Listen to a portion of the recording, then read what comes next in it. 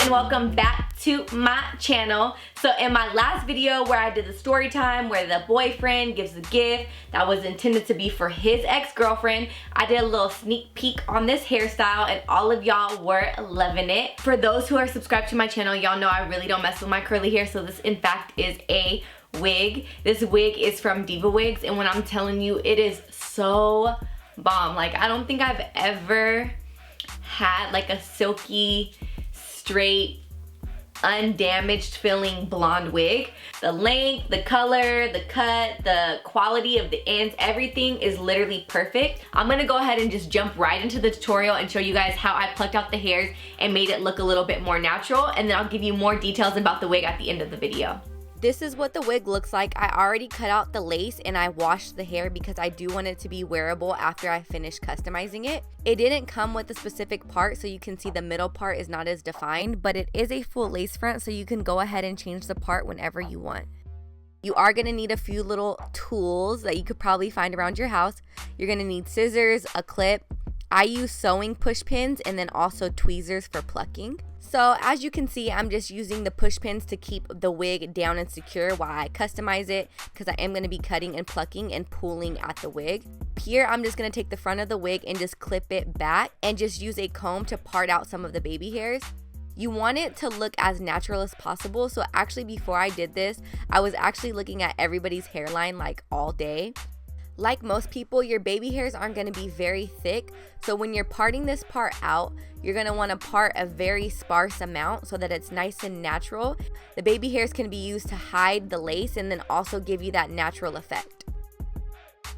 Now you're going to just go ahead and take your tweezers and start plucking out the hair. When you're doing this, you really want to be careful that you're not staying in the same area because you don't want to get a bald spot. And a lot of people might be asking why this step is really necessary. If you look at your own hairline or just anybody's hairline in general, your hair doesn't start off completely thick. And if you are ordering a wig of high quality, the hair thickness is going to be from front to back completely thick so that you can customize it any way that you want. This step definitely takes the longest because you do want to be careful while you're plucking. You don't want to grab multiple hairs at once, and you want to make sure that you are sliding across the lace so that it's nice and even.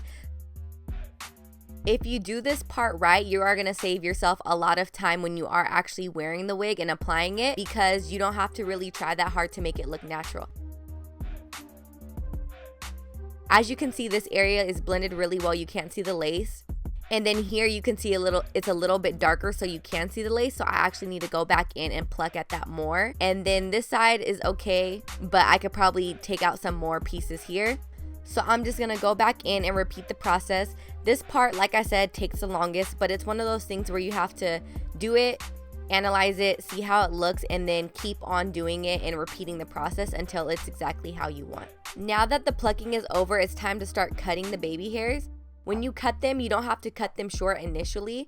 For me personally, I like to cut them a little bit longer, and obviously they're not even. This is conditioner and water mix, and I like to use this before I make that final cut and just lay the baby hairs out so that I can see how long I actually need them. In the past, when I've cut my baby hairs for my other wigs, I've cut them too short because I didn't take in consideration that they swoop.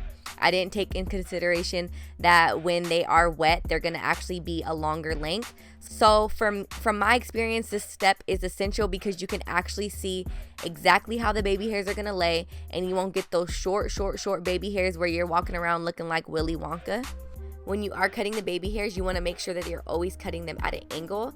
If you cut them straight across, they're going to instantly give that really thick look.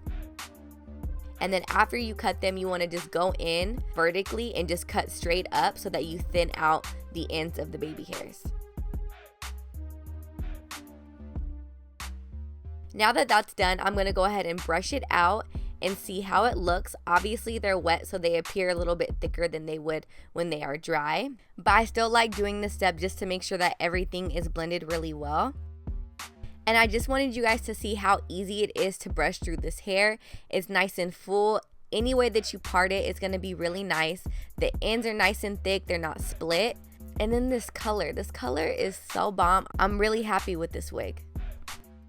So like I mentioned earlier, I do want this wig to start off with a middle part Because this is a full lace front wig, you can literally part it any way that you want. You can do half up, half down, a side part, a deep part, a ponytail, literally anything. And because I do plan on wearing this with different types of parts in different ways, I don't want to pluck out the middle part to the point where it'll look like a bald spot if I try to part it somewhere else. So when I'm doing this, I want it to be nice and settle. And then after I'm done, I do like to brush out the hair, because sometimes when you pluck it, all of the shedding in the wig kind of stays in there unless you brush it out. Now I can see if I have to repeat the process or if this was just enough.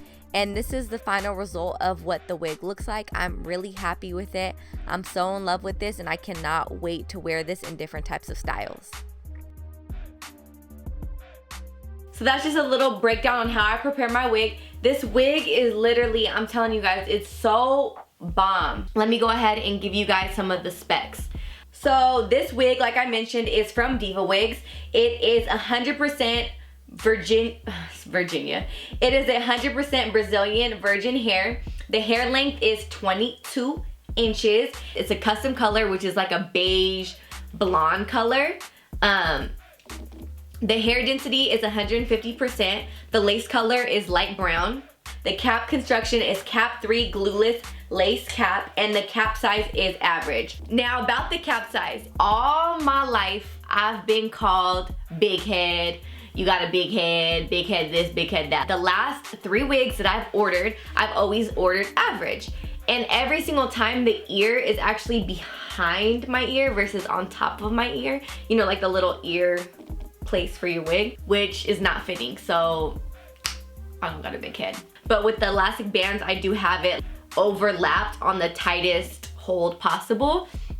And actually putting it as tight as possible makes it look more natural because it lays flatter on your head. I was not planning on making this video, so I will record a more in-depth version of the video where I actually post the updated how to actually install the wig, how I put it on, how I braid my hair underneath. I will give you guys an update on the quality, but I honestly don't see this wig getting bad just because, like I said, the hair is so good. The reason why I had to get this out really quick is because I'm actually leaving the country, and I would say the only thing that I would have to say about Diva Wigs is I was supposed to get this wig in early December and I didn't. I actually ended up getting it December 14th, and I can say I had a little bit of an attitude because I wanted to record all the videos before I went on my trip. When I opened the hair out of this box and I touched it, and then I saw this bomb custom color, like all of my frustration and impatientness, if that's even a word, went right out the window. This was worth the wait. It's completely silky smooth. The quality is really good. The ends are not split. It's just honestly like it's the best straight wig I've ever had. Mind you, I've only worn this wig for about a week and a half, so this is just my initial review. I will go ahead, I will give you guys an update on the quality, but I honestly don't see this wig getting bad just because, like I said, the hair is so good. Yeah, it's just like, it's so silky, it's so smooth. The ends are not split. And excuse me, I'm about to go to the gym, so that's why I'm in a sports bra. And that's another thing, I have been working out like crazy. I know a lot of my subscribers like my workout videos, and I actually set something up for January. It's about to be a New Year's resolution month where I do all of my workouts. And this has been perfect because a lot of people ask me how I wash my hair when I am working out. And when you have wigs, you could wash your hair whenever you want. You could deep condition, put oils and all of it, and just throw a wig on and you're good to go. So that's another reason why I really love this wig and I love this style. But like I said, a more in-depth version of this video of where I actually install the wig, show you how I braid it.